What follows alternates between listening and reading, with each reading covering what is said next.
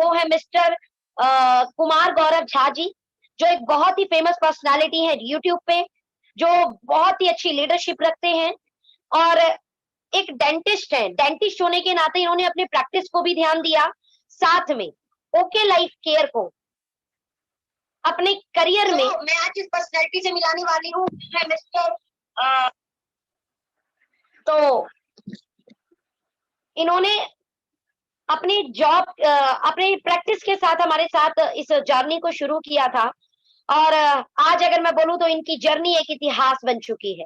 Okay life care में एक history बन चुकी है। किस प्रकार से एक डॉक्टर अपनी प्रैक्टिस भी करते हैं और प्रैक्टिस करने के साथ-साथ आज 1 लाख प्लस के पे आउट पर आते हैं। आज इनकी जर्नी से आपको बहुत कुछ सीखने को मिलने वाला है। लेकिन सबसे पहले introduction round. Doctor Kumar sir, अब राइट नाउ हम आपसे बात करना चाहेंगे और प्लीज सर आपके इंट्रोडक्शन से शुरुआत कीजिए। हेलो दोस्तों, नमस्कार, गुड मॉर्निंग। मैं आपका दोस्त डॉक्टर कुमार गौरव झा। आप में से अधिकतर लोग मुझे यूट्यूब के माध्यम से आप जानते हैं। सबसे पहले तो मैं सोनम मैम का थैंक यू बोलना चाहूंगा कि उन्होंने मुझे अपने मंच पे संवाद विद लीडर्स के मंच पे आने का मौका दिया है। हालांकि मैं अपने आप को कोई ज्यादा बड़ा लीडर नहीं मानता हूं, लेकिन फिर भी सोनम मैम ने मुझे इस काबिल समझा कि मैं संवाद विद लीडर्स में आके अपनी जर्नी शेयर कर सकूं। उसके लिए सोनम मैम का दिल से थैंक यू वेरी मच। जी, तो मैं अपने बारे में बताना चाहता हूँ कि मेरा नाम, जैसे आप जानते हैं, कि डॉक्टर कुमार गौरव झा है। दिल्ली एनसीआर में गाजियाबाद होता है। गाजियाबाद में मैं पिछले 6 साल से वहाँ पे रह रहा हूँ और इससे पहले मैं दिल्ली में 20 साल में रहा हूँ। जन्म की जहाँ तक बात करूँ तो जन्म मेरा बिहार के एक छोटे से गाँव में हुआ है और आपने बिहार में एक शहर का नाम सुना होगा, भागलपुर। तो भागलपुर से 100 किलोमीटर दूर मेरा नेटिव प्लेस है, वहाँ मेरा जन्म हुआ। और अच्छा, इस बीच में पूछना चाहता हूँ सोनम मैम, क्या मेरी आवाज प्रॉपर रूप से आ रही है क्या? Hello ma'am. सर बिल्कुल, बिल्कुल, बिल्कुल, बिल्कुल आ रही है आपकी आवाज़। और थैंक यू अगर थैंक आप ईयरफ़ोन यूज़ करें तो अच्छा रहेगा, माइक से अच्छी आवाज़ आती है मेरे ख्याल से। वैसे ऐसे आवाज नहीं आ रही प्रॉपर? जैसे मैंने अभी ईयरफ़ोन लगाया तो मुझे थोड़ी आवाज़ आई और विदाउट ईयरफ़ोन मुझे स्लो आवाज़ आ रही थी आपकी। ओके ओके, ठीक है ठीक तो एक बार ईयरफ़ोन लगा लेंगे तो मुझे लगता है हमारी ऑडियंस को ज़्यादा सहूलियत होगी। ठीक है ठीक है ठीक, मैं करता हूँ। कुमार गौरव झा सर, जब तक अपना माइक सेट कर रहे हैं, मैं इस लिंक को शेयर कर देती हूँ आप सभी लोगों तक। ये लिंक वैसे मेरे पेज सोनम जायसवाल जो है उस पेज पर आ चुकी है। मैं व्हाट्सएप पर भी आप लोगों को शेयर कर रही हूँ। तो जितने लोग मेरे ब्रॉडकास्ट में हैं उन लोगों को ये मैसेज मिल जाएगा अभी।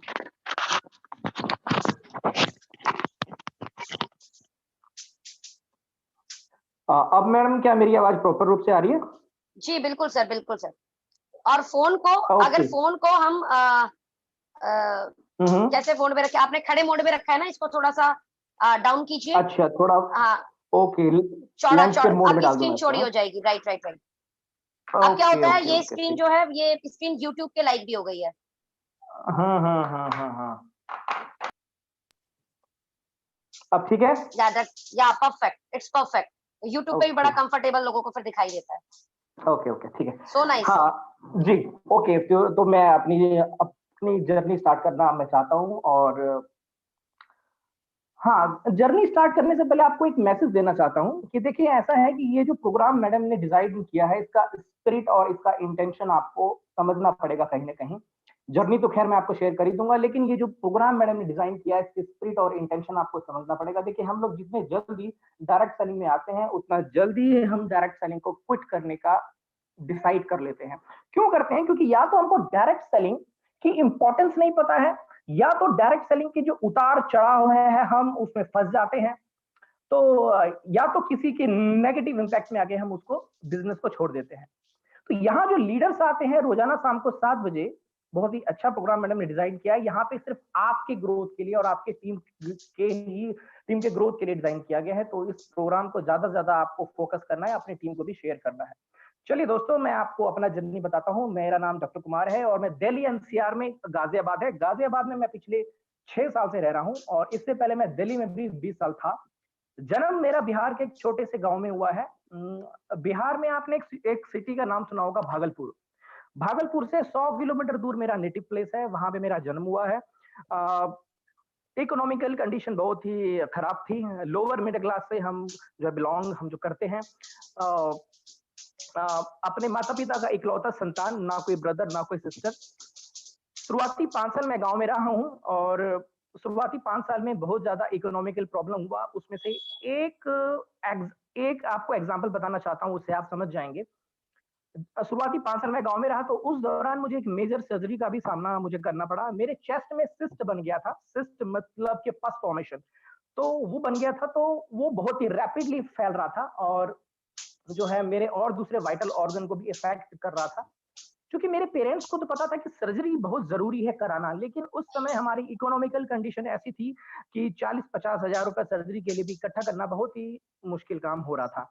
बहुत लोगों से हमने हेल्प माँगा, लेकिन जब जब समय सही नहीं हो तो कोई भी हेल्प नहीं करता है ज़्यादा।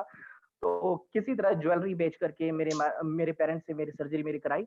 और जब सर्जरी कराने के लिए जब डॉक्टर के पास गए तो डॉक्टर ने डाँटा और ये बोला कि यदि एक भी दिन यदि आप लेट आते तो ये जो सिस्ट फॉर्मेशन है, इसकी जो पस निकल रहा है, ये पूरे बॉडी में बड़ा ही रैपिडली फैल जाता और आज मतलब ये ज़िंदा भी नहीं रह सकता था। तो बाय गॉड ग्रेस और माता-पिता का आशीर्वाद है जो अभी मैं ज़िंदा हूँ।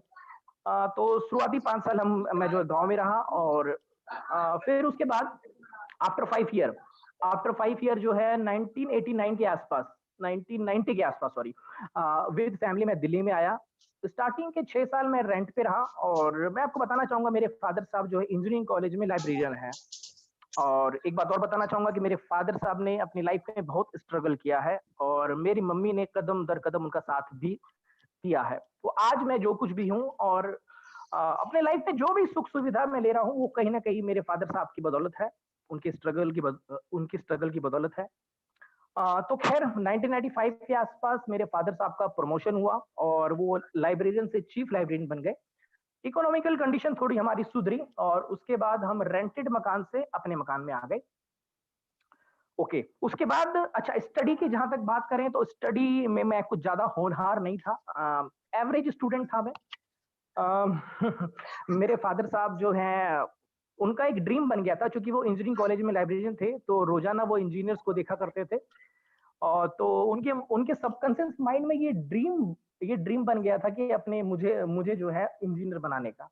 लेकिन इंजीनियर बनने के लिए फ्रेंड्स चाहिए होता है मैथ स्ट्रॉन्ग और मेरी मैथ बड़ी ज़्यादा वीक थी। मैं मैथ मुझे जैसे भूत लगता था, मैथ से मैं बहुत दूर भागा करता था। उसका उसका उसका रिजल्ट भी ये हुआ कि मुझे मैथ में एक बार कंपार्टमेंट भी आई है, मैथ में एक बार फेल भी हुआ। अ, जी हाँ, उसके बाद मेरे फादर ने सोचा कि ये इंजीनियर बनने के बिल्कुल काबिल नहीं है और इसको जो बनना है ये बन जाए, इसकी लत पे हम छोड़ते हैं। उसके बाद 9th 10th की बात है, 9th 10th क्लास में मैं एक टीवी पे एक चैनल देखा करता था। डिस्कवरी चैनल, जी हाँ। उसपे मुझे 2 टॉपिक के प्रोग्राम जब भी आते थे तो मुझे बहुत ही ज़्यादा एक्साइटेड करते थे। एक तो था स्पेस से रिलेटेड और एक था मेडिकल साइंस से रिलेटेड।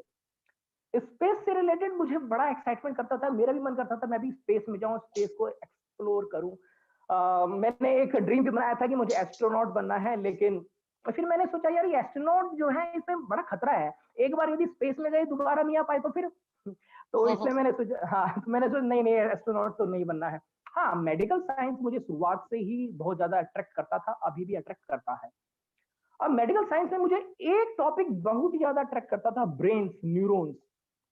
दोस्तों मैं आपको बताना चाहूंगा ह्यूमन बॉडी में एक ऐसा ऑर्गन ब्रेन है जिसमें अभी भी साइंटिस्टों ने 95% डिस्कवर नहीं किया गया है। जी हाँ, 95% अनडिस्कवर है वो। जैसे कहा जाता है कि आइंस्टाइन साहब जो है बहुत ही होनहार व्यक्ति था उनका, लेकिन अभी भी जैसे कि डेटा निकल के आता है कि सिर्फ 3 to 4% अपने ब्रेन का वो यूटिलाइज कर पाए थे।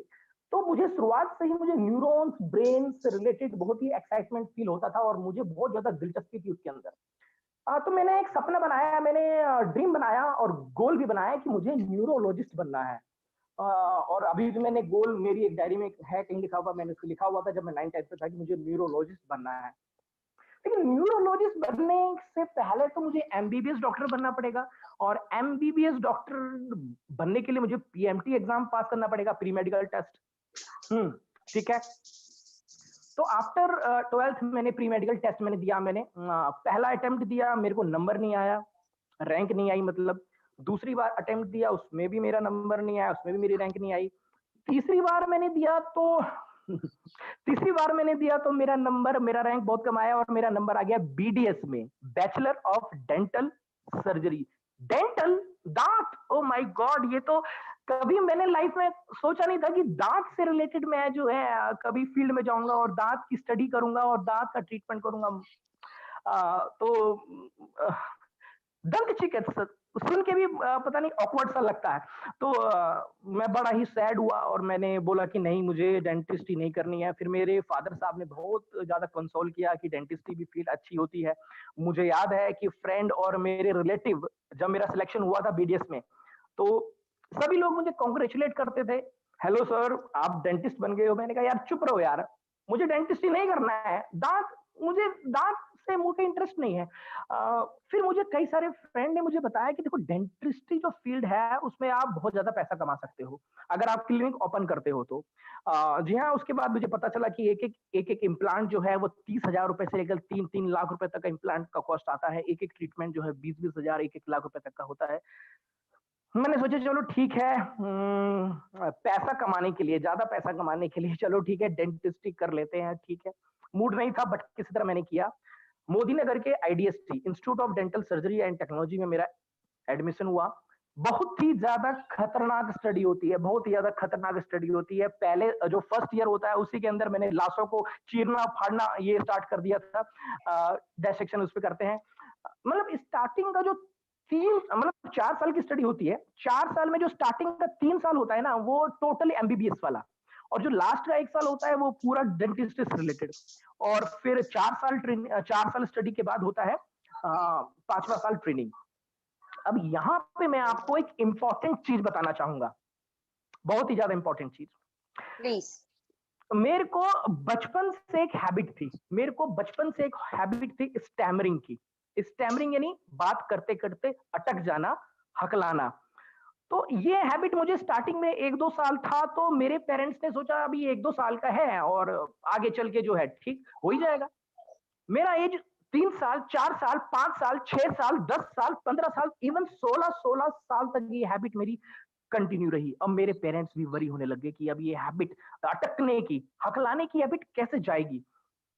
हाँ, मुझे अभी भी वो सीन याद है, मैं आपको बताना चाहूंगा, जो कि अब जो मैं बताने वाला हूँ ये मैंने किसी से शेयर नहीं किया है, नहीं मैंने फ्रेंड से शेयर किया है, नहीं मैंने रिलेटिव से शेयर किया, मैंने किसी से शेयर नहीं किया। आज पहली बार ऑनलाइन सब लोग आज सुन रहे हैं। 7th क्लास था, मुझे याद है 7th क्लास था। तो 7th क्लास में क्या होता है कि टीचर लोग क्या करते हैं कि एक चैप्टर पढ़ाते हैं तो एक पैराग्राफ कोई और पढ़ेगा, एक पैराग्राफ कोई और पढ़ेगा, इस तरह से डिस्ट्रीब्यूशन होता था वहां पे रोल नंबर वाइज। मैं गॉड से मैं मना रहा था, हे भगवान मेरा नंबर ना आए, अगर मेरा नंबर आएगा तो मैं एक्सपोज हो जाऊंगा, मैं बात नहीं कर पाऊंगा। मेरा नंबर आया, भगवान ने मेरी नहीं सुनी, मेरा नंबर आया और आप विश्वास नहीं करेंगे, यू वोंट बिलीव कि वो पैराग्राफ की जो पहली लाइन है, वो पहली लाइन बोलते बोलते मुझे 15 से 20 मिनट लग गया, क्योंकि उसमें मैं 30 से 40 बार अटका हूंगा।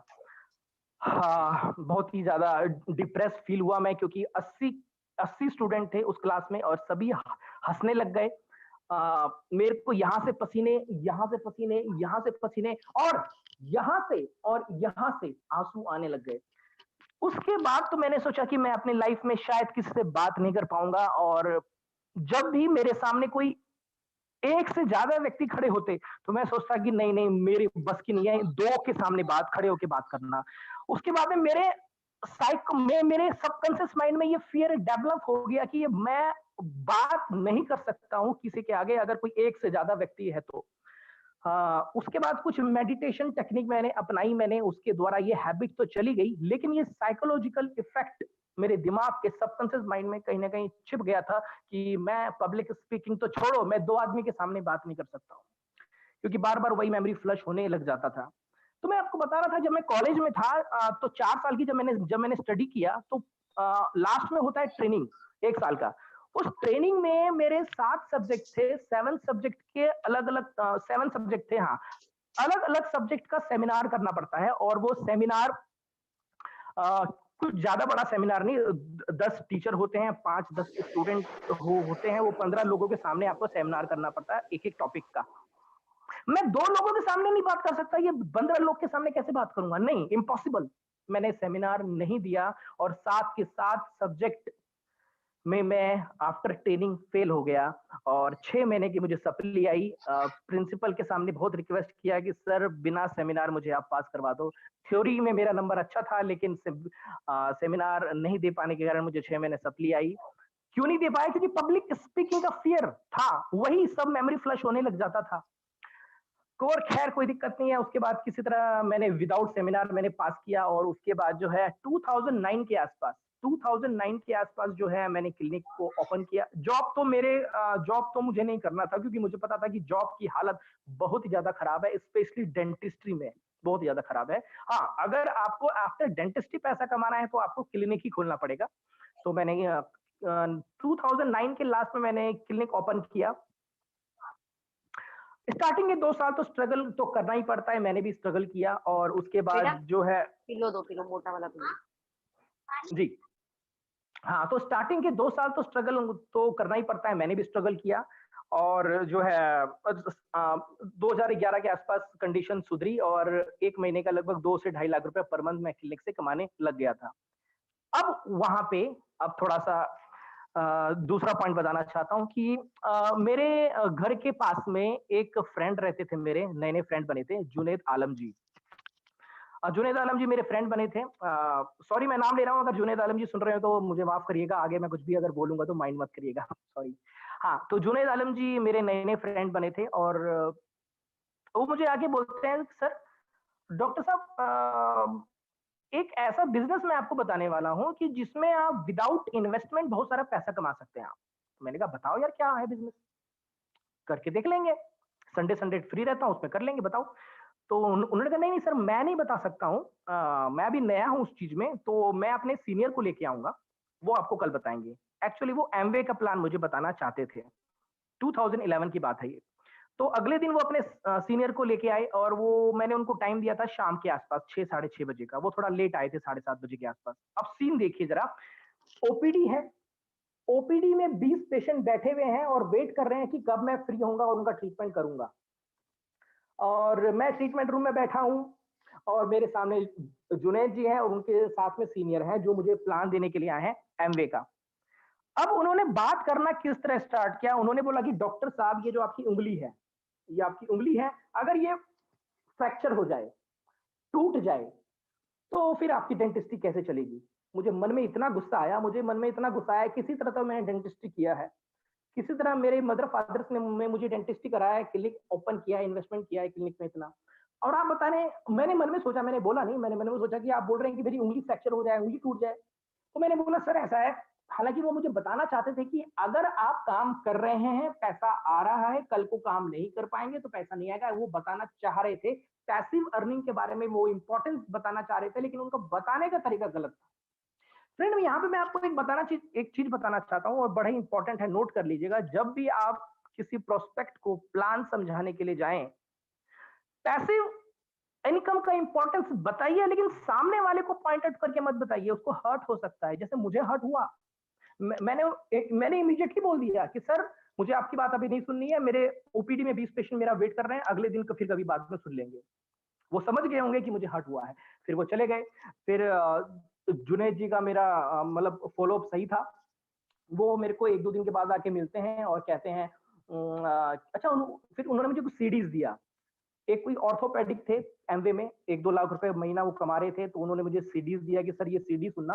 तो मैंने कहा चलो ठीक है सुन लेंगे। तो मैंने सुना, तो फिर मुझे इम्पोर्टेंस पता चली, हाँ, ये बिज़नेस सही है। फिर उन्होंने मुझे इनवाइट किया एक ताल कटोरा स्टेडियम, दिल्ली में ताल कटोरा स्टेडियम है, वहाँ पे बहुत ही ज़बरदस्त सेमिनार एक होने वाला है उन्होंने बोला, संडे में। तो मैंने कहा चलो ठीक है, सुन लेंगे। मुझे पता चला कि वहाँ पे कोई हरभजन सिंह हैं, वो स्पीकर हैं और वो बताने वाले हैं कि पैसा कैसे कमाया जाता है एमवे में। अब मैंने उससे पहले हरभजन सिंह को क्रिकेट खेलते हुए देखा है, अब ये कौन से हरभजन सिंह हैं? तो पता चला वो कोई और हरभजन सिंह है। तो जो है वो अपनी वाइफ के साथ आए थे और वो भी बहुत ही सक्सेसफुल पर्सनैलिटी हैं एमवे के अंदर। अभी एनआरआई हैं, इंडिया में नहीं रहते हैं शायद। तो उनकी स्टोरी मैंने सुनी, बहुत प्रभावित हुआ। हजारों लोग बैठे हुए थे वहाँ पे, अलग-अलग फील्ड के लोग थे। तो मुझे कहीं न कहीं इम्पैक्ट किया, हाँ यार बिज़नेस अच्छा है, तो कई सारे डॉक्टर्स भी कर रहे हैं, चलो ठीक है। उसके बाद मुझे सा ए ड 1500 की किट मुझे दिया, कुछ नहीं था उस 1500 के किट में, केवल सीडीज़ वगैरह था, ठीक है। उसके बाद मुझे जुनेद जी ने बड़ी अच्छी बात बोली, उन्होंने मुझे क्या बोला कि सर ऐसा है कि अभी आपको 3 साल हो गया है डेंटल क्लिनिक को, ठीक है। 6000 पेशेंट आपके हो चुके हैं परमानेंटली। मैंने कहा ठीक, तो उन्होंने कहा सर अगर 6000 पेशेंट को यदि आप अप्रोच करोगे, तो 1000 पेशेंट तो आपकी टीम में आ जाएँगे ना। तो मैंने कहा यार ये तो बड़ी अच्छी बात बोल रहे हैं आप कि 6000 पेशेंट को अप्रोच करूँगा तो 1000 पेशेंट तो मेरी टीम में आ ही जाएँगे। बहुत अच्छी बात है, हाँ। लेकिन मैंने सोचा नहीं यार, पहले पेशेंट को अप्रोच नहीं करूँगा, पहले मैं अपने फ्रेंड और रिलेटिव को अप्रोच करूँगा। तो फ्रेंड और रिलेटिव के पास मैं गया, वो टूटा-फूटा प्लान, क्योंकि मुझे प्लान देना तो नहीं आता।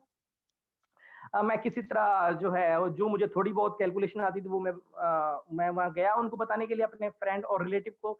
रिजल्ट आपको पता है, सबने ना बोला, कोई जुड़ने को तैयार नहीं। अब यहाँ पे आपके लिए समझने वाली क्या बात है कि यदि आप डायरेक्ट सेलिंग में आते हैं, और डायरेक्ट सेलिंग में आने के बाद यदि आप, जब तक आपको डायरेक्ट सेलिंग की इंपॉर्टेंस नहीं पता है, डायरेक्ट सेलिंग क्या है उसके बारे में नहीं पता है, कंपनी के प्रोफाइल के बारे में नहीं पता है, कंपनी के प्रोडक्ट के बारे में नहीं पता है, कंपनी का क्या ट्रेनिंग सिस्टम है उसके बारे में नहीं पता है, तब तक आप किसी को कोशिश मत करना प्लान देने की, नहीं तो रिजल्ट मेरे ही तरह आएगा। बिल्कुल मेरी तरह आया, बिल्कुल जीरो रिजल्ट आया। हर कोई सुनने को तैयार नहीं कि नहीं करना, नहीं करना है। उसके बाद मेरा दिल टूटा, मैंने सोचा यार यहाँ पर कुमार सर, जी। अब यहाँ पर हम 2 चीज़ को कनेक्ट कर रहे हैं। एक आपका इंट्रोडक्शन और दूसरा आप डायरेक्ट सेलिंग इंडस्ट्री में कैसे आए? इसका मतलब ये बात तो क्लियर हो गई कि डायरेक्ट सेलिंग इंडस्ट्री में आपकी फर्स्ट कंपनी एमवे है। Yes, yes, absolutely. अ, जी। ये सन 2010 या 11 की बात है, राइट? 11 की बात है, 11 की ओके, बात है। तो एमवे को आपने कितने साल दिए सर? मैडम एमबीए को मैंने साल नहीं दिए, मैंने दिन दिए उसके, क्योंकि 2 दिन के बाद मैंने डिसाइड कर लिया कि ये मेरे बस का काम नहीं है और मुझे नहीं करना है, क्योंकि मैं जिसके पास भी मैं जाता था और सब सब मुझे इनकार कर देते थे। इसलिए मैंने एमबीए को स्टार्ट करने से पहले ही मैंने एमबीए को क्विट कर दिया। सिंपल सी बात है, मैं यही तो आपको यहाँ से हम क्या मैसेज निकाल सकते हैं? एक मैसेज अगर हम हमारी ऑडियंस को दे पाएँ, क्योंकि ऐसा ये तो हर कंपनी के अंदर होगा। लोग बिल्कुल, एक्साइटमेंट से शुरू करेंगे एंड देन वो गो बैक हो जाएँगे। बिल्कुल, बिल्कुल। तो मैंने आपको मैसेज दिया अभी कि आप किसी भी डायरेक्ट सेलिंग कंपनी में हैं, आपको जब तक ये नहीं पता है कि डायरेक्ट सेलिंग क्या है, नंबर 1, आपको ये नहीं पता कंपनी का प्रोफाइल कैसा है, आपको ये नहीं पता कि कंपनी का प्रोडक्ट कैसे-कैसे हैं सारे, आपको ये नहीं पता कि आपके प्लान की कैलकुलेशन कैसी है, तब तक आप खुद से अप्रोच नहीं करेंगे। आप अपने अपलाइन का हेल्प लीजिए, अपने मेंटर का हेल्प लीजिए, खुद से जाएँगे ना तो मेरी तरह हाल होगा आपका। तो ये मैं बताना चाहता था। जी, फिर उसके बाद जो है फिर मैंने, अच्छा अब उसके बाद बड़ी इंटरेस्टिंग चीज़ होगी, उसके बाद जो गौरव सर, मैं यहाँ पे जी, एक चीज़ और कनेक्ट करना चाहूँगी। हुँ, गौरव सर का एक मैसेज बड़ा शानदार रहा, इसको मैं अपने अगर शब्दों में बोलूँ, जब तक सीखे नहीं, तब हुँ, तक सिखाने जाएँ नहीं, बिल्कुल, नहीं तो बिल्कुल, मुँह की खाएँगे। बिल्कुल, दैट बिल्कुल, मीन्स बिल्कुल, आपको आपको जो है अपने काम का एक्सपर्ट बनना पड़ेगा, जो आप प्रैक्टिस से बनेंगे। तो पहले बिल्कुल खुद सही प्लान बात। देने की प्रैक्टिस अपने परिवार में अपने आप को कीजिए, शीशे के सामने प्रैक्टिस कीजिए, फिर जाके मार्केट में लोगों को प्लान देना शुरू कीजिए। So nice. श्योर, बिल्कुल, नाउ द बिल्कुल, टाइम बिल्कुल, कि एमबीए तो छूट गया, फिर क्या हाँ, रहा? फिर कैसे इस इंडस्ट्री में आप वापिस आए? हाँ, जी, फिर उसके बाद हाँ, मैं यहाँ पे एक चीज़ और बताना चाहता हूँ कि उसके बाद जो है फिर मैंने जुनैद आलम जी को बोला कि सर ये मेरे बस का नहीं है फील्ड, क्योंकि किसी के पास मैं जाता हूँ सब इनकार कर देते हैं। तो उन्होंने कहा कि डॉक्टर साहब ऐसा है कि कोई दिक्कत वाली बात नहीं है, आपको यदि नहीं करना है काम तो मत करो, लेकिन सर हमारे कुछ प्रोडक्ट हैं वो आप अपने क्लिनिक पे रखो, अपने पेशेंट को दो। तो मैंने बोला यार कौन सा प्रोडक्ट मैं लूँ आपका? उन्होंने कहा सर हमारा बहुत अच्छा प्रोडक्ट है बायोसी, आता है 700-800 रुपए का। मैंने कहा ओके सर वेरी नाइस, लेकिन मैं क्यों लूं सर, क्या क्या रीजन इसके पीछे? उन्होंने कहा सर बहुत अच्छा प्रोडक्ट है हमारा, ये है वो है, इसके अंदर उन्होंने डेमोस्ट्रेशन करके दिखाया, बहुत ही जबरदस्त वाला डेमोस्ट्रेशन, वो मुझे अभी भी याद है। मैं आपको बताना चाहता हूँ उन्होंने क्या किया, एक गिलास लिया, उसमें बीटाडीन डाल दिया और बायोसी का एक टैबलेट उसके अंदर डाल दिया। उन्होंने स्टेयर किया और बोला अरे बीटाडीन तो गायब हो गया, जादू हो गया। उन्होंने कहा देखा डॉक्टर साहब हमारी कंपनी का जो विटामिन सी उन्होंने गायब कर दिया। मैंने कहा कि जुनैद जी यदि बाहर मार्केट में 1 रुपए की विटामिन सी भी लेंगे तो भी ये जादू कर देगी। तो हाँ। उनको शायद ईगो हर्ट हुआ होगा। अरे! उन्होंने कहा डॉक्टर साहब आपको क्या पता हमारी कंपनी का जो पेस्ट है, टूथपेस्ट वो बहुत ही शानदार है। मैंने कहा क्या शानदार है पेस्ट में आप बताइए? उन्होंने कहा ये इंग्रीडिएंट, ये इंग्रीडिएंट, ये इंग्रीडिएंट और साथ में उन्होंने बोला कि फ्लोराइड नहीं है। मैंने कहा हाँ। फ्लोराइड नहीं है, इसको आप यूएसपी मानते हैं इंडिया के अंदर?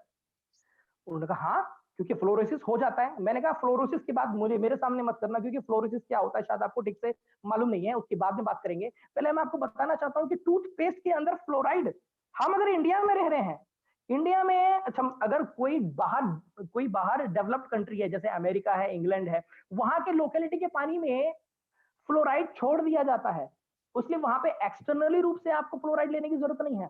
लेकिन इंडिया में शायद ही कोई लोकेलिटी ऐसा होगा जहां पे फ्लोराइड छोड़ा जाता है। बल्कि मैं तो बोलूंगा यहाँ तो पीने का पानी भी साफ नहीं मिलता है। यहाँ तो आपको फ्लोराइड एक्सटर्नली रूप से लेना ही पड़ेगा अपने टूथ के आउटर स्ट्रक्चर के प्रोटेक्शन के लिए, क्योंकि हमारा टूथ का जो आउटर स्ट्रक्चर है वो कैल्शियम फ्लोरोफॉस्फेट नामक स्ट्रक्चर बनता है, जो कैविटी उसको हो नहीं पाता है उसके अंदर। और एक बात और बता दूं, मिशिगन स्कूल ऑफ डेंटिस्ट्री के डाटा के अनुसार 6 साल से ऊपर के बच्चों को या 6 साल से ऊपर के लोगों को अपने टूथपेस्ट में 1000 पीपीएम फ्लोराइड चाहिए ही चाहिए। अब मेरी ये दो बात आर्गुमेंट सुन के था शायद उनका ईगो हर्ट हुआ, फिर वो चले गए। उन्होंने मुझे फोन किया, मैंने फोन नहीं उठाया, ब्लॉक मार दिया, खत्म कहानी। उसके बाद 2016 तक जो है मेरा मेरा पूरा फोकस जो क्लिनिक के ऊपर था। और क्लिनिक जो है भगवान की कृपा से और माता पिता के आशीर्वाद से ग्रो कर रहा था और लगभग 3 साढ़े 3 लाख रुपए पर मंथ आ भी रहा था। उसके बाद मेरा फोकस ये बन गया था अपने क्लिनिक को संभालना है, एक क्लिनिक से दूसरी क्लिनिक, तीसरी क्लिनिक, चौथी क्लिनिक, मुझे चेन बनानी है। अब वहां से एक टर्निंग पॉइंट आता है। मेरे एक नए नए पेशेंट बनते हैं, मेरे क्लिनिक के पास में रहते हैं मिस्टर मदन लाल जी। मिस्टर मदन लाल जी मेरे एक पेशेंट बनते हैं। वो क्या है कि अपनी वाइफ का ट्रीटमेंट कराने के लिए मेरी क्लिनिक में आते हैं और ट्रीटमेंट हुआ उनकी वाइफ का, और ट्रीटमेंट कराते कराते मेरी और मदन लाल जी में बहुत अच्छी दोस्ती हो जाती है। अब मदन लाल जी मुझे एक दिन बोलते हैं कि सर डेंटिस्ट्री के अलावा क्या करते हो आप? मैंने कहा सर डेंटिस्ट्री के अलावा क्या करते हैं? डेंटिस्ट्री करते हैं और क्या करेंगे? नहीं सर, एक मैं आपको एक काम बताऊंगा, आपको मैं बहुत अच्छा काम है, बिना पैसे लगाए पैसा कमा सकते हैं। अब मेरे दिमाग में स्ट्राइक किया ये क्या बहुत बड़ी बात बोलने वाले हैं। मैंने कहा सर क्या काम करना पड़ता है? उन्होंने कहा सर टीम बनानी पड़ती है। तो मुझे और समझ में आ गया ये क्या बोलने वाले हैं। मैंने बोला सर घुमा फिरा के बात मत बोलो, मुझे कंपनी का नाम बताओ, कंपनी का नाम क्या है? उन्होंने बताया सर नेस्विच कंपनी है। तो मैंने कहा नेस्विच कंपनी है, ओके ठीक है, तो मुझे बताइए सर प्लान क्या है? उनका सर प्लान तो अभी मुझे नहीं पता है, अभी मैं नया नया आया हूँ। तो वो कह के चले गए। रात में मैं अपने घर में गया और मैंने यूट्यूब पे सर्च किया, मैंने नेस्विच बाइनरी प्लान है और उसमें कुछ नहीं 3-4 प्रोडक्ट उस समय आते थे, अब तो खैर बहुत सारे प्रोडक्ट आते हैं। उसमें पहले होटल पैकेज था, 2 रात 3 दिन का होटल स्टे था all over India, coat pant था, उसमें होम अप्लायंस था, ये सब चीज थी। तो मुझे लगा ये प्रोडक्ट ठीक ठाक है, साल में एक बार तो घूमने हम लोग जाते ही हैं, तो क्यों ना होटल पैकेज हम लोग ले लें। तो मैंने मूड बना लिया था कि हाँ ठीक है नेक्स्ट वीक मैं कर लूंगा। उसका बाइनरी प्लान भी अच्छा लगा था मुझे। तो फिर जो है मैंने मन ही मन मैंने मूड बना लिया था, हाँ मुझे नेस्विच करना है। मैंने यूट्यूब पे ही प्लान देख लिया था। अगले दिन क्या होता है, अगले दिन मदन लाल जी ये सोचते हैं कि मैंने नेस्विच का प्लान मैंने नहीं देखा है और मुझे एक अपने साथ एक ऐसे शख्स को लेके आते हैं और वो सोचते हैं कि वो शख्स मुझे प्लान दिखाएंगे, मैं मोटिवेट होऊंगा और मैं नेस्विच में जुड़ जाऊंगा। जबकि उनको ये नहीं पता था कि मैं नेस्विच का प्लान ऑलरेडी एक रात पहले यूट्यूब में देख चुका था। वो मदन लाल जी अपने साथ एक शख्स को लेके आते हैं और वो शख्स मेरे सामने बैठते हैं और वो शख्स मुझे कुछ इस प्रकार से बोलते हैं, हेलो डॉक्टर साहब नमस्कार, मेरा नाम है अजय शर्मा और मैं मोटिवेशनल स्पीकर और ट्रेनर हूं। जी हाँ दोस्तों, उसके बाद अजय सर का मुझे सानिध्य मिला, छत्र छाया मिली और उसके बाद जो भी मैंने सफलता हासिल किया वो सारा का सारा श्रेय अजय सर को मैं देना चाहूंगा। उसके बाद सर जो है प्लान दिखाने लग गए। मैंने बोला सर प्लान मत दिखाओ, प्लान मैं यूट्यूब पे देख चुका हूँ, मुझे बताओ मुझे करना क्या है। सर ने बोला कि सर सबसे पहले आपको लिस्ट बनानी है और उसके बाद मुझे एक एक करके मिलवाना है। अब यहाँ पे देखिए कितना बड़ा फर्क है। वो जो पहले वाले अपलाइन थे मेरे एमवे वाले, उन्होंने मुझे ये सब चीजें नहीं बताई थी। उसका नतीजा क्या हुआ था कि मैं खुद मैदान में निकल गया था और लुट पीट के आया था। यहाँ अजय सर बोल रहे हैं कि आपको सबसे पहले लिस्ट बनानी है, मुझसे मिलवाना है, या नहीं तो संडे संडे तो ऐसा किया उन्होंने, ऐसा बोला उन्होंने, तो मैंने बोला हाँ चलो अच्छी बात है। फिर तो मेरा यही काम हो गया था कि एवरी संडे 4 से 5 पेशेंट अपनी गाड़ी में बिठाता था और ये फ़ोन आ रहा है बार-बार इसलिए मेरा आवाज़ म्यूट हो जाता है। चलो कोई बात नहीं। हाँ, तो तो डॉक्टर सर, मैं जी, मैं यहाँ पर एक चीज़ पूछना चाहूँगी कि जी। इसका मतलब ये रहा कि नेस्वीज़ आपकी लर्निंग वाली कंपनी बनी, येस, एब्सोल्युटली। बिकॉज़ आप लर्निंग, मीटिंग, सेमिनार कंटिन्यू जाने लगे। अच्छा, एक बिल्कुल, बात बिल्कुल। बताइए, जब आप पेशेंट्स को गाड़ी में बैठाकर लेके जाते थे, जी। तो इसमें प्रॉब्लम नहीं आती थी? वो बाद में भाग नहीं जाते थे पेशेंट, आपकी दुकान पे आना तो नहीं बंद कर देते थे? नहीं, नहीं वो पेशेंट को जो है देखिए ऐसा है नहीं मैं पेशेंट को समझाता था सर मैं पेशेंट से देखिए मेरी ना शुरुआत से एक चीज़ रही है कि मैं रिलेशनशिप बनाने में थोड़ा-सा मेरे को भगवान ने दिया है कुछ ऐसा। पेशेंट के साथ मैं पहले रिलेशनशिप बनाता था, उनसे बातचीत करता था और सर कैसी फैमिली चल रही है, क्या है, वो है, सर एक्स्ट्रा टाइम में क्या सर आप क्या करते हो सर? कुछ नहीं करते हो सर? मैं आपको एक ऐसा तरीका बताऊँगा सर जिसमें आप अपना पार्ट टाइम में अगर आप काम करोगे, तो बिना पैसे लगाए सर आप पैसे कमा सकते हो। 10 पेशेंट को बोलता था, 2 पेशेंट राज़ी होते थे, कोई दिक्कत वाली बात नहीं है, लेकिन मेरा काम था कि एवरी संडे मुझे 4-5 पेशेंट इकट्ठे करने हैं, बस। हाँ, मतलब ये था, ये आपके लिए थोड़ा आसान था क्योंकि 10,000 पेशेंट थे। 10,000 पेशेंट में रोज़ कुछ ना कुछ पेशेंट मिल जाते थे, तो बोल के देख ही लेते हैं यार, जाता क्या है। हाँ, अच्छा हाँ, बिल्कुल, बिल्कुल सही सही बात बोला और एक इंसिडेंट मेरे साथ और हुआ, जो मुझे डायरेक्ट सेलिंग की इम्पोर्टेंस बता दिया, क्योंकि मैं पहले डॉक्टर था, मेरे दिमाग में था यार 2-3 लाख रुपए तो क्लिनिक से आ ही रहा है, तो फिर काहे को मैं डायरेक्ट सेलिंग करूँ? लेकिन एक इंसिडेंट हुआ मेरे साथ, एक्चुअली क्या था मैडम कि मैं जब ट्रीटमेंट करता था, तो मैं जो है झुक के ट्रीटमेंट करता था, तो मेरे लोअर बैक में पेन होता रहता था, तो मैं उसको इग्नोर कर देता था। एक बार की बात है, जब मैंने नया-नया नेस्विज मैंने जॉइन किया था, उसके उसके 1 हफ्ते के बाद क्या है कि मेरे को एकदम से इतना पेन उठा, इतना इतना पेन उठा कि मत पूछिए, मैं ज़रा-सा करवट बिल्कुल भी हिला नहीं पाता था, मूवमेंट नहीं कर पाता था। अपने डॉक्टर के पास गया, डॉक्टर ने बोला कि सर अब आपको 25 दिन अब आपको रेस्ट लेना है, क्लिनिक पे नहीं जाना है। अब मेरी कंडीशन क्या कि उस क्लिनिक पे केवल मैं ही डॉक्टर हूँ अकेला। मैं अगर काम नहीं करूँगा, तो जो पैसे आ रहे हैं, वो पैसे ज़ीरो हो जाएँगे। खर्चा अपनी जगह है एज़ इट इज़। हुआ भी यही, 25 दिन मैं जो घर पे रहा, इनकम ज़ीरो हो गया।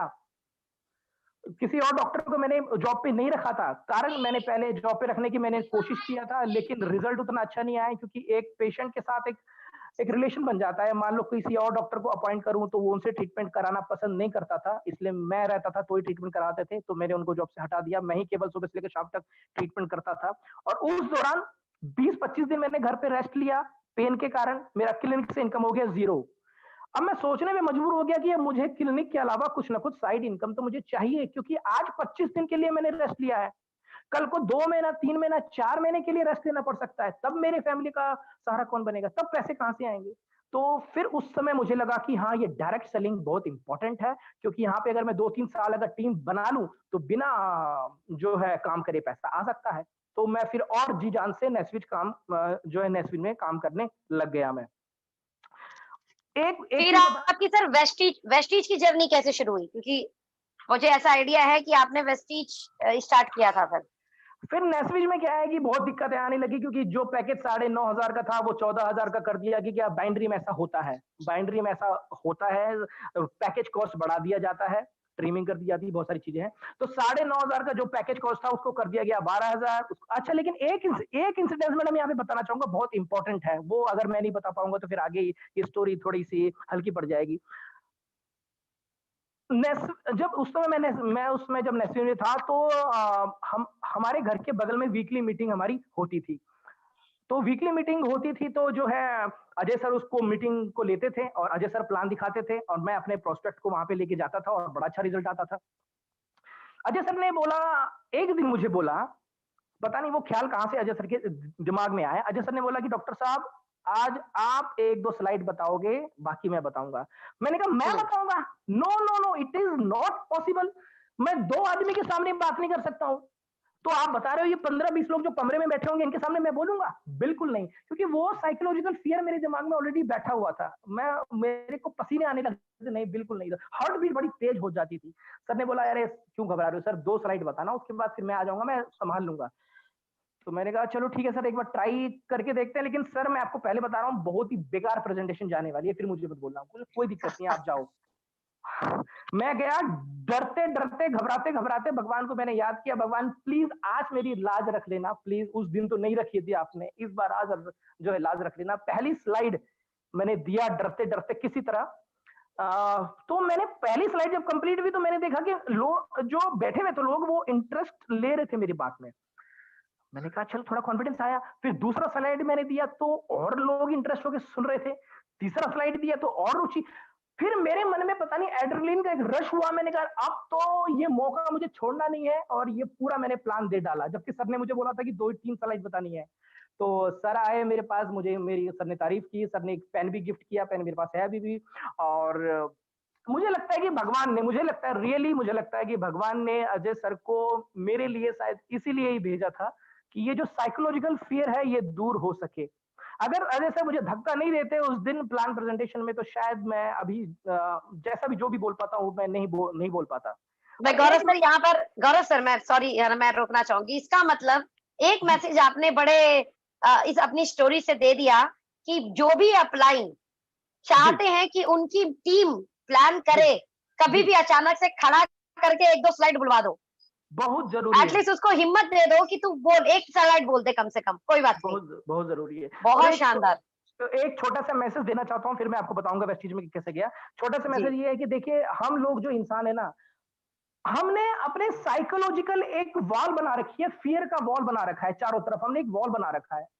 वो हमने ही निर्मित किया है, कोई बाहर से उसको तोड़ नहीं सकता है। आप कितने भी मोटिवेशनल स्पीकर को सुन लें, कितने भी बुक्स वो पढ़ लें, वो वॉल बाहर से नहीं टूट सकती है। आपको ही अंदर रह के उसको तोड़ना पड़ेगा, हथौड़ा आपके हाथ में है। लेकिन हुँ, एक बड़ी अच्छी बात क्या है पता है? जैसे ही वो हथौड़ा लेके आप तोड़ने जाएँगे ना, आपको बड़ी हँसी आएगी क्योंकि वो दीवार है ही नहीं, क्योंकि वो दीवार आपने बनाई है। तो दोस्तों यदि आपने भी वो फ़ियर की वॉल बना रखी है ना, तो आज हथौड़ा उठाइए और उस दीवार को तोड़ दीजिए आप। आप में क्षमता है। तो ये बहुत शानदार। फ़ियर की वॉल हटा दीजिए आप।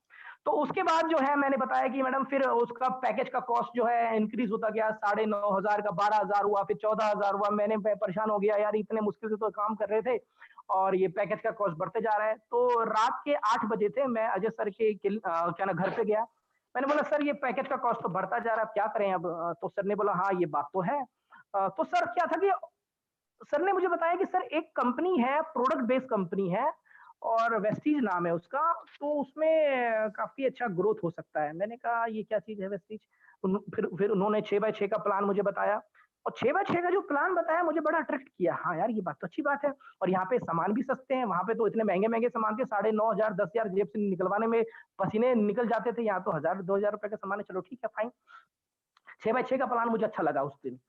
फिर मैंने सोचा पता नहीं मैंने नेस्विच में दिल जान से काम किया था, यहाँ वेस्टीज में सक्सेस हो पाऊँगा कि नहीं? तो शुरुआत में मैं 3-4 महीने केवल मैंने प्रोडक्ट ही यूज़ किए थे मैंने, काम करने का निर्णय नहीं लिया था। उसके बाद जो है मैंने सोचा चलो ठीक है अब प्रोडक्ट तो अच्छे हैं। देखिए कोई भी डायरेक्ट सेलिंग कंपनी होती है तो उसके प्रोडक्ट की नो डाउट क्वालिटी स्टैंडर्ड ही होती है, हम खराब नहीं बोल जी। सकते हैं। तो कंपनी की क्वालिटी बहुत अच्छी थी उसकी भी। हेल्थ इश्यू थे मम्मी के वो भी थोड़े से ठीक हुए। उसके बाद फिर मैंने करने का डिसाइड किया और उसके बाद मैंने करने का डिसाइड किया और उसके बाद जो है मैंने एक बात अब मैं समझ गया था मैं क्योंकि जब मैं नेस्विज में था तो मैंने सेमिनार बहुत सारे अटेंड किए थे, ऑनलाइन ट्रेनिंग, ऑफलाइन ट्रेनिंग मैंने लिया और एक बात मैंने गांठ मार ली कि भैया रिलेशनशिप पे काम करना है आपको।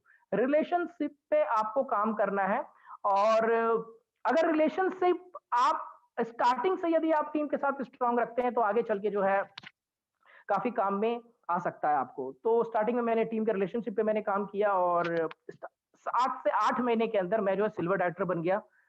अ, उसके बाद उसके बाद क्या है कि अच्छा फिर मैंने सोचा कि मेरे टीम में ना केवल मैं ही ठीक से प्लान दे पाता हूँ, मेरे टीम वाले प्लान ठीक से नहीं दे पाते हैं, प्रेज़ेंटर नहीं है ठीक से और मुझे पता था कि अगर टीम वही ज़्यादा ग्रो कर पाती है जिसकी टीम में ज़्यादा प्लान देने वाले हों और ज़्यादा प्रेज़ेंटर हो।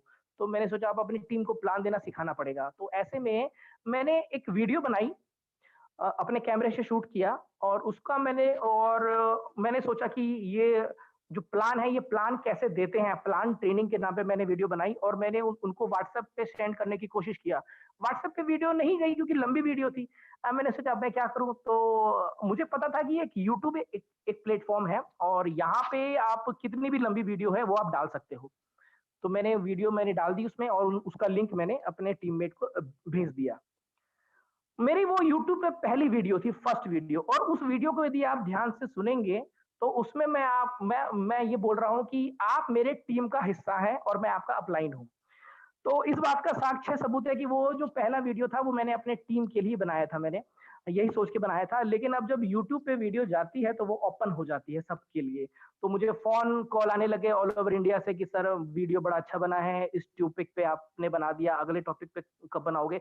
जब मुझे फ़ोन कॉल आने लगा तो मैं घबरा गया, ये क्या हो रहा है? इतने फ़ोन कॉल क्या क्या मतलब कैसे आ रहे हैं, क्यों आ रहे हैं? दिल में अच्छा भी लगता था कि ठीक है ऑल ओवर इंडिया से मेरे को मतलब यहाँ पर हम ये बोल सकते हैं कि यहाँ से आपकी एक यूट्यूबर की जर्नी शुरू हुई, जो जी, एक जी, जी। जाने-अनजाने शुरू हुई थी।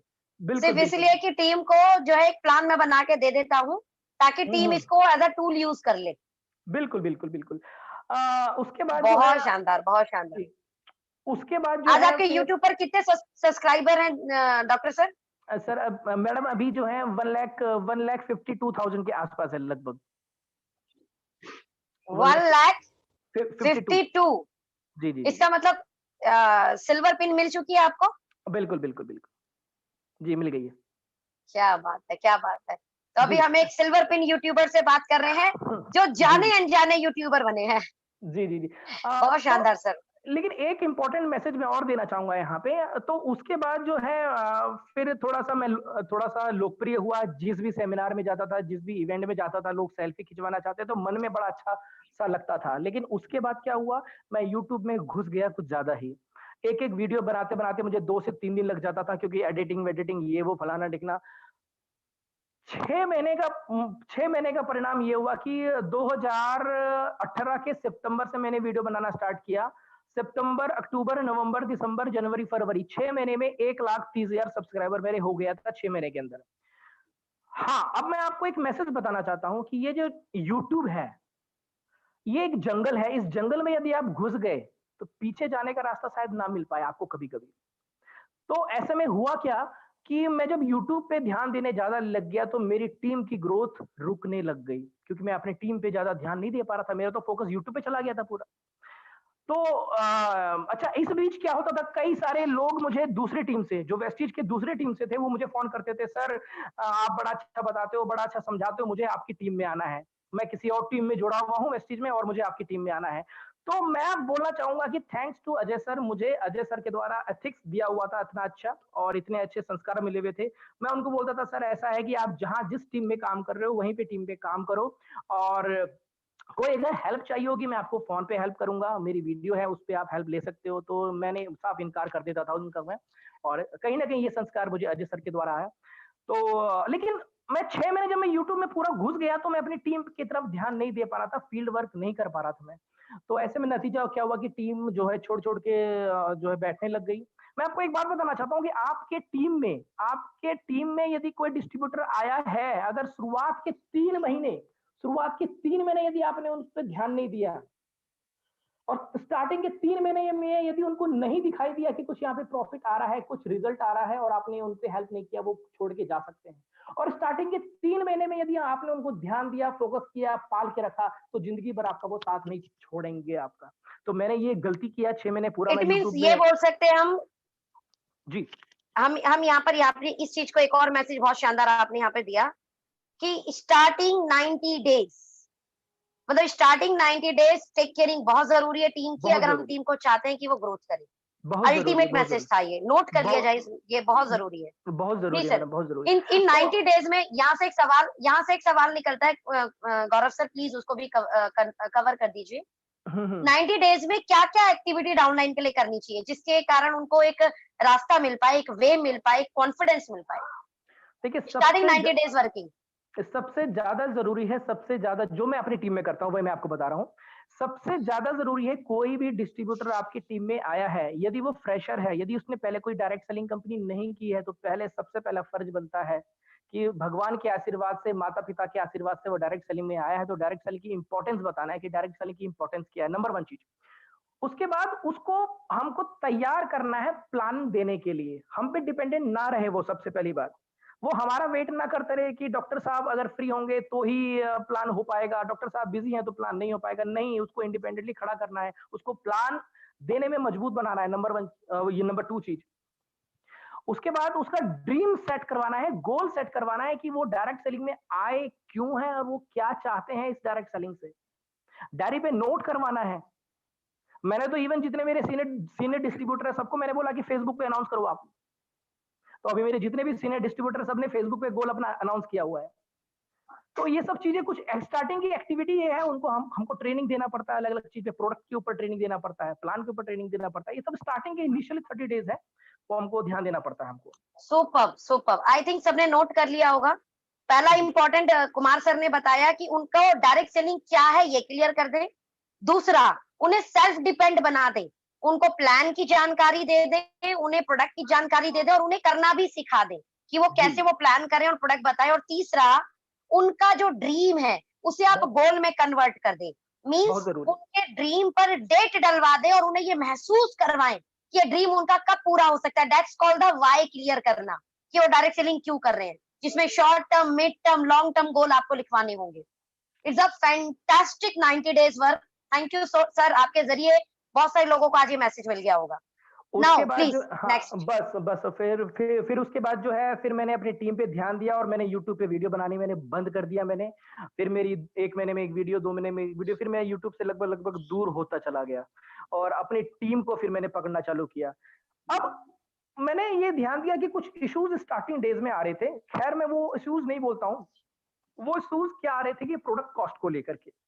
हर ट्रेनिंग, हर मीटिंग, हर बार यही मेरे को डिस्ट्रीब्यूटर परेशान करते थे, सर प्रोडक्ट कॉस्ट बहुत ज़्यादा है।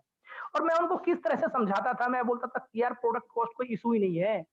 काहे का प्रोडक्ट कॉस्ट? आपको देखो परफॉर्मेंस बोनस मिल रहा है, आपको कैशबैक मिल रहा है, आपको कंसिस्टेंसी ऑफर मिल रहा है, तो काहे का आपको जो है प्रोडक्ट कॉस्ट आपको आपका है, ये तो इश्यू नहीं है।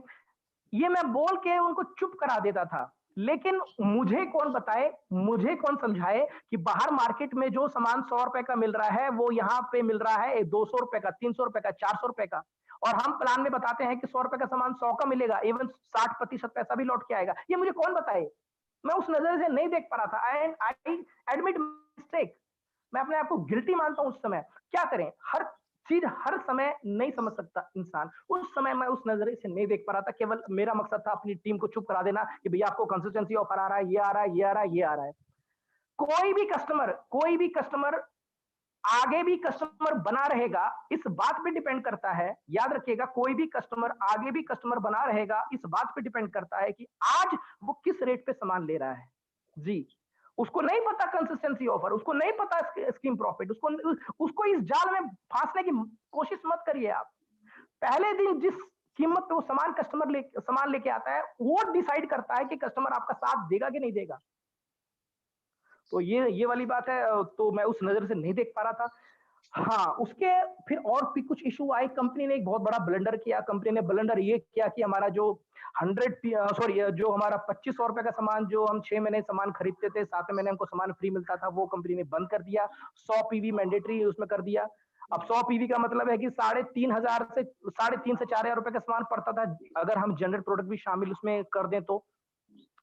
उसके बाद जो है फिर मेरे कई सारे कस्टमर जो है सामान लेना छोड़ दिया उन्होंने, क्योंकि देखिए सिंपल सी बात है, आप माने या ना माने, 100 लोगों की टीम है, उसमें से 10 लोग ही काम करने वाले होते हैं, 80% लोग कस्टमर होते हैं। अगर वो कस्टमर का ख्याल नहीं रखेंगे ना तो टीम नहीं बन पाएगी, टीम टूट जाएगी, सिंपल सी बात है। तो वो कस्टमर को हमने बांध रखा था, हमने कि यार कंसिस्टेंसी ऑफर है, 2500 का सामान लो, 6 महीने 7वें महीने 2500 का सामान फ्री मिल जाएगा, सामान सस्ता हो जाएगा। लेकिन जब कंपनी ने इतना बड़ा जब ब्लंडर किया तो जो है तो फिर बहुत सारे लोग सामान लेना बंद कर दिया उन्होंने। और फिर उसके बाद यूट्यूब पे एक महाशय आए, नई-नई खोज खबर लेके आते थे, मिस्टर सतपाल जी। तो नई-नई खोज खबर लेके आते थे, उसका भी बहुत बुरा इम्पैक्ट पड़ा। उनकी शक्ल देख के मुझे और हमारी टीम वालों को इतना गुस्सा आता था। मुझे अभी भी याद है, उनका चैनल हमने पकड़-पकड़ के अनसब्सक्राइब करवाया था, जिन्होंने सब्सक्राइब भी किया हुआ है। अनसब्सक्राइब करवाया था। यूट्यूब चैनल को कैसे ब्लॉक करते हैं, हमने ब्लॉक करना सिखाया था कि ये जो आते हैं सतपाल जी, जो नए-नए खोज खबर लेके आते हैं पता नहीं कहाँ से, इनकी चैनल ब्लॉक करो। ब्लॉक करना हमने सिखाया हमने। ताकि वो जो है दोबारा से वो चैनल ना देख पाए। उसका नतीजा ये होता था कि हम किसी प्रोस्पेक्ट को दिल जान से प्लान समझा रहे हैं, प्रोस्पेक्ट रेडी भी हो रहा है, और बोल रहा है प्रोस्पेक्ट कि ठीक है अगले दिन मैं आपको अपनी आईडी वगैरह सेंड करूंगा, अगले दिन वो आईडी क्या सेंड करता था, वो वीडियो सेंड कर देता था। बड़ा ही दिल टूट जाता था हमारा।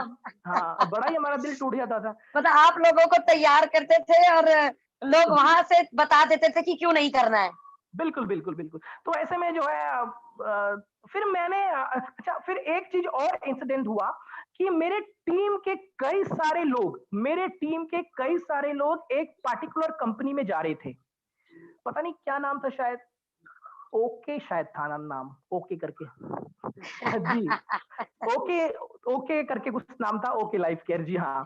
तो ओके लाइफ केयर था, उसमें वो जा रहे थे। तो पहले मैंने सोचा, जब मैंने पहली बार नाम सुना ओके, ये कोई कंपनी है, नाम या नाम होता है वेस्टिज, नाम होता है आईएमसी, नाम होता है मोदी केयर, ये ओके कोई नाम है क्या? नाम ही खराब है तो कंपनी कहाँ से अच्छी होगी? ना ना ना, बेकार, हटाओ उसको।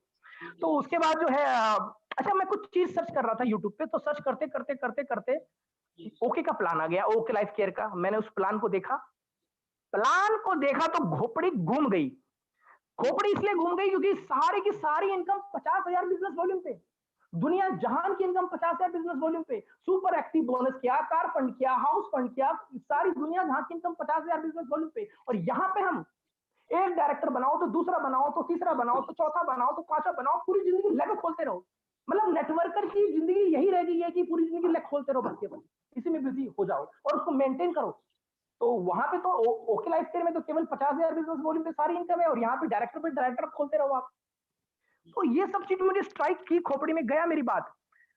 फिर बड़ा ही अपसेट मूड में चल रहा था, टीम भी छोड़ छोड़ के जा रही थी। फिर दीपावली आया और दीपावली के 3 दिन के बाद, यही दीपावली अभी जो बीता, उसके 3 दिन के बाद मैं अजय सर के सुबह सुबह घर पे जाता हूँ, लगभग 9:30 बजे का समय था। सर भी अभी भी उठे थे मेरे ख्याल से, शायद लेट उठे थे उस दिन। तो जो है मैं बोलता हूँ सर ऐसा है कि बड़ी समस्या आ गई है। समस्या ये है कि मेरे टीम के कई सारे लोग, एक कोई कंपनी है पता नहीं आ गई है कहाँ से, ओके लाइफ केयर, उसमें जा रही है। प्लान तो मैंने देखा है यूट्यूब पे, प्लान तो अच्छा है, लेकिन सर वो समझते नहीं है कंपनी का प्लान, वो कंपनी का प्लान पे अट्रैक्ट हो रहे हैं, सॉरी उसके प्रोडक्ट के प्राइस पे अट्रैक्ट हो रहे हैं। क्या पता कंपनी ने कल सामान महंगा कर दिया तो, अब पता नहीं जो सामान वो दे रही है ओके लाइफ केयर, क्या पता उसके सामान की क्वालिटी अच्छी नहीं हो तो, पता नहीं। लेकिन मेरे टीम वाले समझ नहीं रहे हैं बात को, वो जा रहे हैं। सर मैं ये आपसे पूछना चाहता हूँ सर, ओके लाइफ केयर का ये जो जा रहे हैं लोग, इसमें कोई लूप होल होगा? मुझे बताओ सर इसके लूप होल। अब सर उस समय ऑलरेडी वेस्टिज को क्विट करने का निर्णय ले चुके थे, जो मुझे नहीं पता था। और एक रीजन था, वो अभी सोशल मीडिया पे पूरा है, वो आप जान जाएंगे क्या चीज है। तो वो क्योंकि कुछ ना कुछ अपसेट उनके वेस्टिज के साथ उनके चल रहे थे, क्योंकि ये क्या नाम, बहुत सारी चीजें हैं, मैं रिपीट नहीं करूंगा इसमें। तो मुझे, जब मैं सर के पास गया और अजय सर बोलते हैं कि सर ऐसा है डॉक्टर साहब, मैं तो वेस्टीज जो है मैं क्विट कर रहा हूँ। मैंने कहा क्या बात बोल रहे हो सर, एक तो मेरी टीम वैसे ही छोड़ के जा रही है किसी दूसरी कंपनी में, टीम को संभालना मुश्किल हो रहा है, ऊपर से आप यदि छोड़ के चले जाओगे तो इम्पैक्ट बड़ा ही वैसा पड़ेगा। सर ने बोला हाँ कुछ ऐसे इशू थे, उन्होंने, सर ने मुझे पूरा रीजन बताया, मैं पूरा रीजन मैंने सुना, मैंने बोला हाँ बात तो ठीक है आपकी, वैलिड है पॉइंट आपका।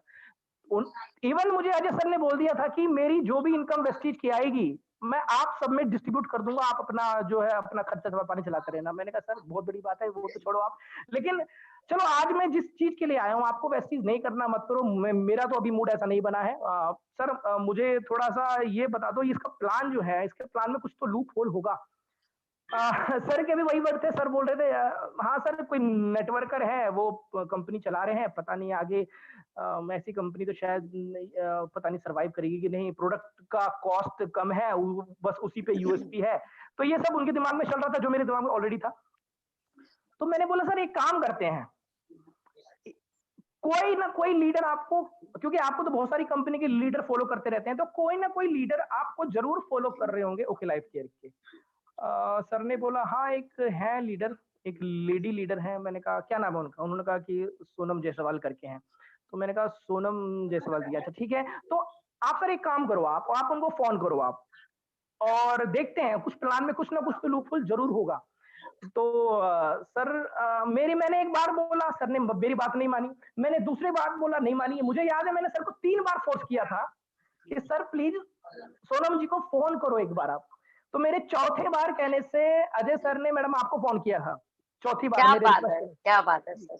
तो मतलब अजय सर को लाने वाले आप हैं इसका मतलब। जी, जी, तो मेरे चौथे बार मेरे को पंप करना मुझे मैंने पंप किया उनको तो उन्होंने किया।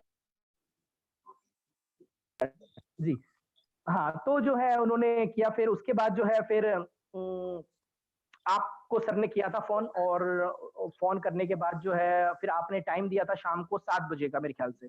हाँ, 7 बजे का मोहन नगर पे। तो 7 बजे टाइम दिया था। तो मैंने अब सर को बोला सर अभी बज रहे हैं 11 और शाम को 7 बजे सोनम मैडम आएँगी प्लान दिखाने के लिए, ठीक है, लेकिन अभी 6 घंटे करें क्या हम?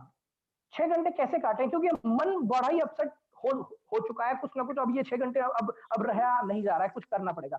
तो मैंने बोला सर एक काम करते हैं शालीमार गार्डन में कोई ना जहाँ हम रहते हैं उसके आस-पास कोई ना कोई सेंटर होगा ज़रूर।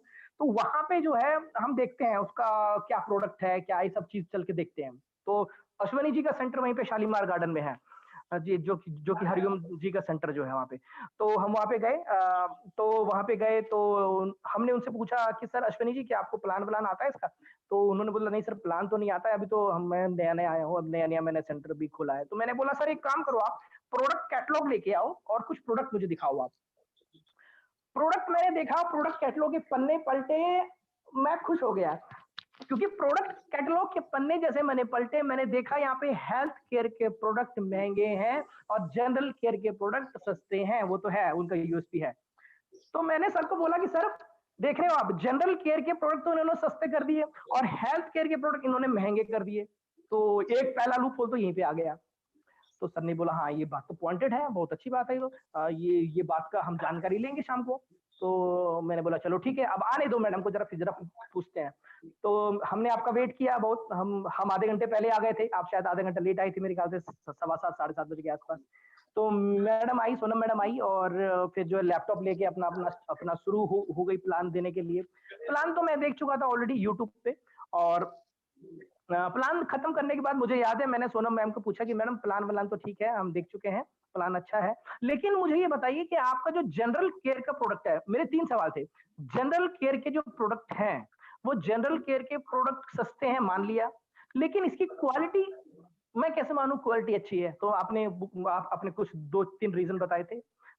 फिर मैंने बोला था आपको कि जनरल केयर के प्रोडक्ट तो सस्ते हैं लेकिन हेल्थ केयर के प्रोडक्ट महँगे हैं, ऐसा क्यों? तो इसके पीछे रीज़न बताया था कि दूसरी कंपनी में क्या होता है अलग-अलग इंग्रीडिएंट पे प्रोडक्ट बेचे जाते हैं, जबकि यहाँ पे एक ही प्रोडक्ट में कई सारे इंग्रीडिएंट हैं। तो ये सारी चीज़ें समझ में आई। फिर मैंने एक क्वेश्चन मैडम आपसे मैंने किया था कि सारी बात ठीक है, लेकिन एक बात का आंसर मुझे नहीं मिला है, मुझे ये बताइए कि अभी प्रोडक्ट के प्राइस सस्ते हैं। अभी कंपनी 3 साल पुरानी है केवल। कल को कंपनी ग्रो करेगी, उसके बाद अगर महँगे कर दिए तो? तो मुझे याद है आपने बोला था कि इसका जवाब तो मैनेजमेंट ही दे सकती है और बड़ी स्मार्टली आपने गेम खेला था मुझे पता है क्योंकि आप आंसर देती शायद तो हो सकता है कि 2-3 दिन हमको और लग जाता लेकिन आपने बड़ा स्मार्टली बोला कि इसका आंसर तो मैनेजमेंट ही दे सकता है, मैं नहीं दूँगी। तो मैंने मैं बोल यहाँ के पर मैं यहाँ पर मैं यहाँ पर लोगों को कनेक्ट करना चाहूँगी। देखिए, जी, जी। जब भी आप बड़े लीडर से मिले तो ऐसे ही 3-4 क्वेश्चन होते हैं उनके प्लान के बाद में। ये हुँ, 3-4 क्वेश्चन को याद कर लीजिए और इन क्वेश्चन के जवाब देना सीख जाइए बस। मैक्सिमम यही क्वेश्चन करेंगे लोग। मैनेजमेंट के बारे में, प्रोडक्ट्स आपके जर्नल सस्ते हैं, वैसे बाकी महँगे हैं, राइट? और आपके बाद में रेट बढ़ गए तो?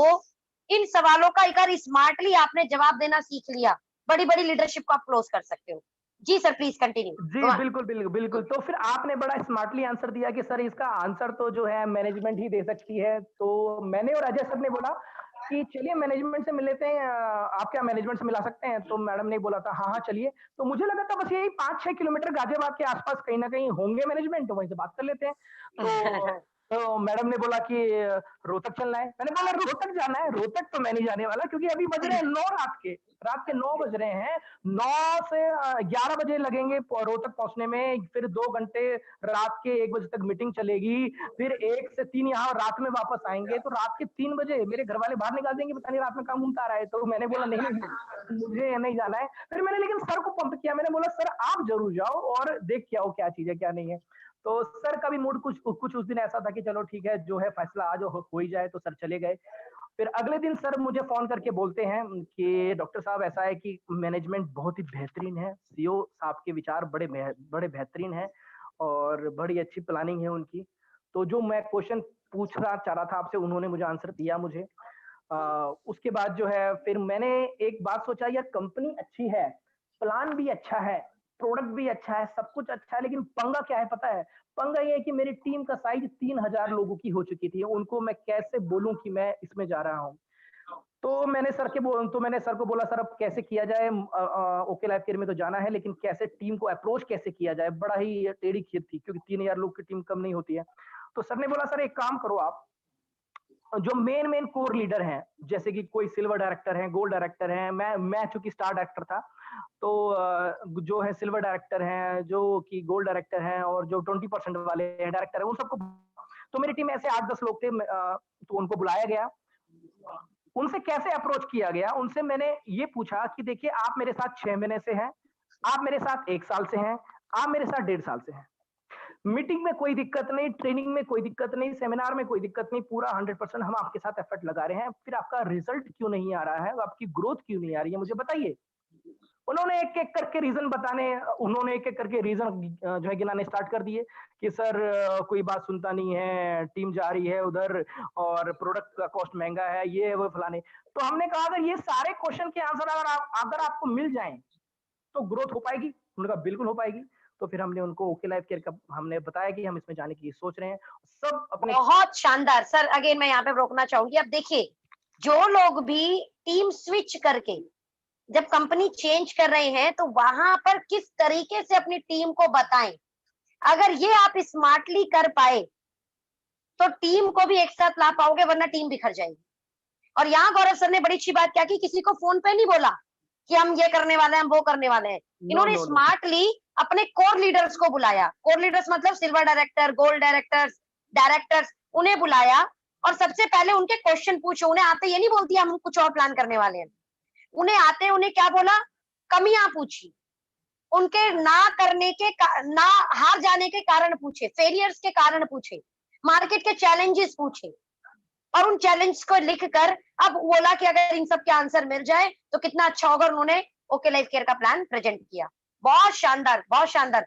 बहुत कुछ सीखने को मिल रहा है आज के संवाद से, मुझे लगता है लोगों को। जी, जी, प्लीज जी। गौरव तो सर। हाँ, तो फिर उसके बाद जो है सब राज़ी हो गए कि हाँ सर। देखिए, सबसे इम्पोर्टेंट चीज़ क्या है पता है? सबसे इम्पोर्टेंट चीज़ है टीम के साथ आपका रिलेशन, टीम के साथ आपकी बॉन्डिंग, वो मेरी अच्छी थी। वहाँ पे मैं स्ट्रॉन्ग था। तो और साथ-साथ मैंने जिस तरह से मैंने उनको समझाया, तो सब एक तरह से बिल्कुल राज़ी हुए।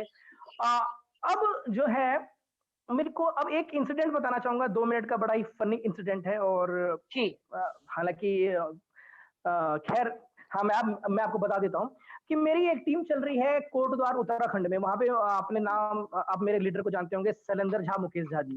जी तो जी जी। हाँ जी, तो उनकी कोटद्वार में उत्तराखंड में टीम चल रही थी। हमने उनको बोला था कि हम कोटद्वार में मैं और अजय सर आएँगे। हमने 2 हफ्ते पहले उनको बोल दिया था कि हम वेस्टीज की ट्रेनिंग देने के लिए आएँगे, आप अपने लीडर्स को तैयार करके रखना। तो हमारा प्रोग्राम पहले से फिक्स था हमारा। अब उनको नहीं पता कि हमने वेस्टीज को छोड़ने का डिसाइड हमने कर लिया है, और हम ओके लाइफ केयर में जाने वाले हैं, उनको नहीं पता। अब वो डेट आ चुकी है ट्रेनिंग वाली। अब ट्रेनिंग वाली डेट आ चुकी है। अब मुझे और अजय सर को जाना है वहाँ पे। और क्यों जाना है? ट्रेनिंग देने के लिए नहीं जाना, उनको ये बताने के लिए जाना है कि आपको इसमें आना है। बड़ा ही मतलब ऑकवर्ड सा सिचुएशन था।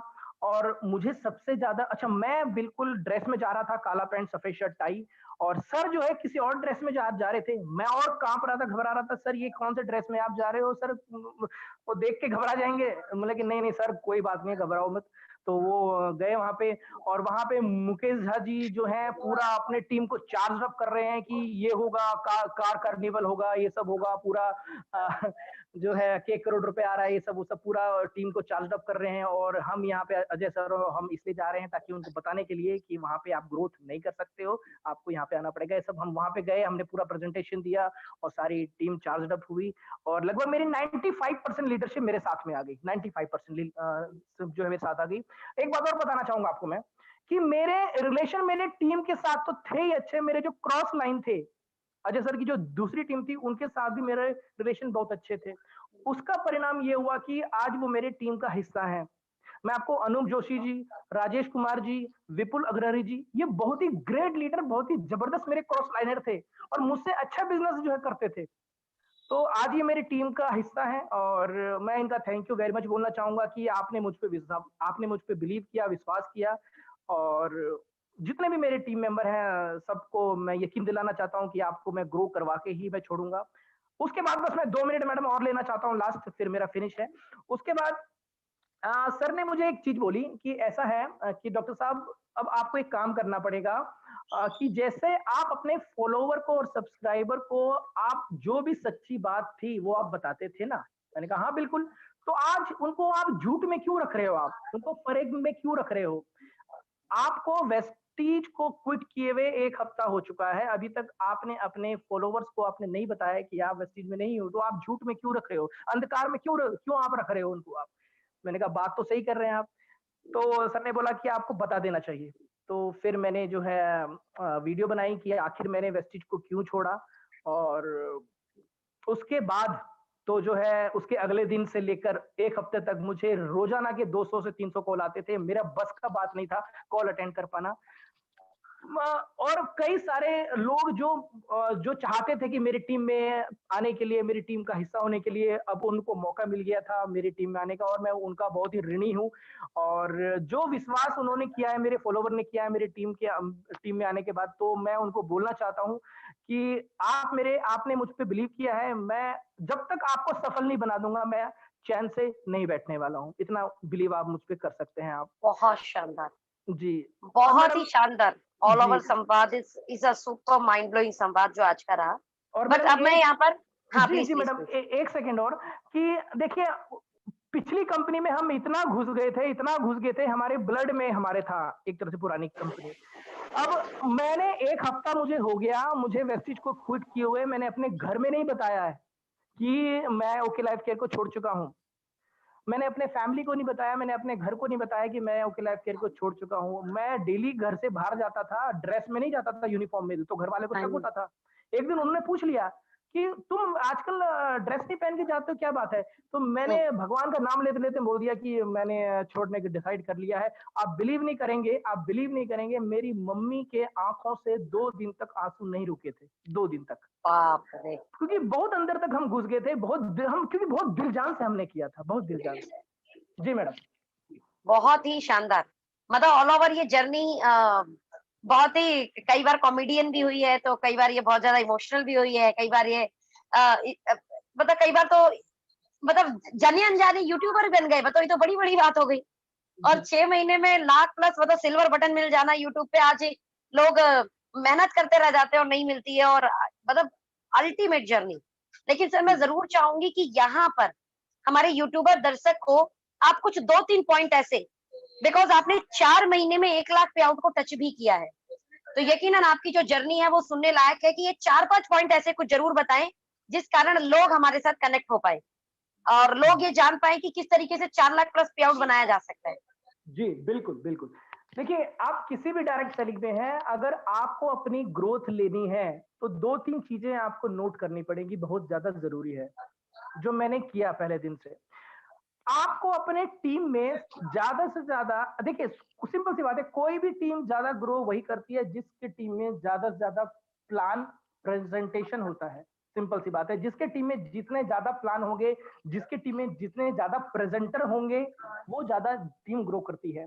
आपको अपनी टीम में ट्रेनर भी बनाने पड़ेंगे। जितने ज़्यादा आपकी टीम में ट्रेनर होंगे जितने ज़्यादा प्रेज़ेंटर होंगे, जितने ज़्यादा प्लान देने वाले पैदा होंगे, उतनी जल्दी आपकी टीम की ग्रोथ होगी आपकी। और सबसे इंपॉर्टेंट चीज़ मैं आपको बताना चाहता हूँ, बेहद ही ज़्यादा ज़रूरी है।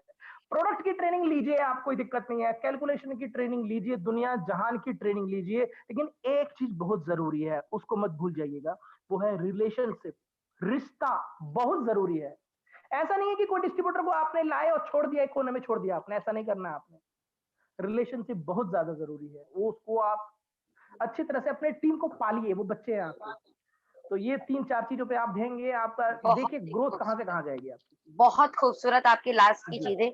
रिलेशनशिप पे जी, तो मैं भी बहुत जी, स्ट्रांगली बिलीव करती हूँ कि बिल्कुल। आप लोगों को जितना अपना बना के रखेंगे, आप जितना अपने परिवार की तरह समझेंगे, आप जितना उन्हें अपने अपना बन के ट्रीट करेंगे, उतना ज़्यादा वो आपकी बातों को भी समझेंगे और आगे बढ़ेंगे आपके साथ। बिल्कुल, बिल्कुल। यहीं पर मैं सभी यूट्यूब दर्शक को धन्यवाद देना चाहूँगी। आज के मीटिंग को हम आपके साथ इतना ही साझा करेंगे। कल फिर मिलेंगे एक और शानदार लीडरशिप के साथ। विश यू वेल और बहुत अच्छे से अपने घर में रहिए और लॉकडाउन के नियमों का पालन कीजिए और इसी तरीके से सीखते रहिए, नोट बनाते रहिए और बहुत सारा धन कमाइए, बहुत कामयाबी लीजिए। Thank you so much. Bye bye, take care.